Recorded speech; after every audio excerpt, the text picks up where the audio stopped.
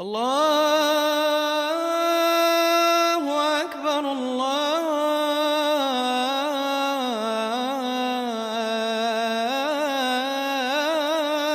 আকবার। সপ্তাহের মাত্র একটা দিন, যে দিনটিতে একটি ছোট্ট আমল করলে আপনার রিজিকের রাস্তা প্রশস্ত হয়ে যাবে এবং রিজিকে বরকত হয়ে যাবে। দিনটি হচ্ছে জুমার দিন। যে দোয়াটি আমরা সকলেই করতে পারি এবং সকলেরই জানা আছে, অতি সহজ, অল্প সময় এবং তার ফায়দা অনেক। যেই রিজিকের জন্য আমরা মাথার ঘাম পায়ে ফেলি এবং দিন রাত 24 ঘন্টা মেহনত করি, এত খাটুনি করার পরেও যখন রিজিকে বরকত না পাই তখন আমরা হতাশ হয়ে যাই।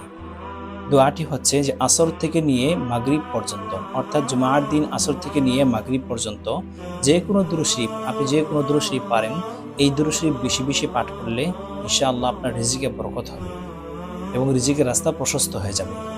তো আপনি এটার উপর আমল করেই দেখুন, ইনশাআল্লাহ রিজিকে বরকত হবে। আর কিছু সংখ্যক ভাই ঋণে ভুগছেন।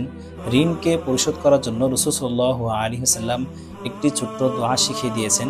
এই দোয়াটি আমল করলে পাহাড় সমপরিমাণ ঋণ থাকলেও পরিশোধ হয়ে যাবে। দোয়াটি হচ্ছে যে আল্লাহুম্মা কফিনি বিহালালিকা আন হারামিক ওয়া আগনিনি বিফদলিকা আম্মান সিওয়াক।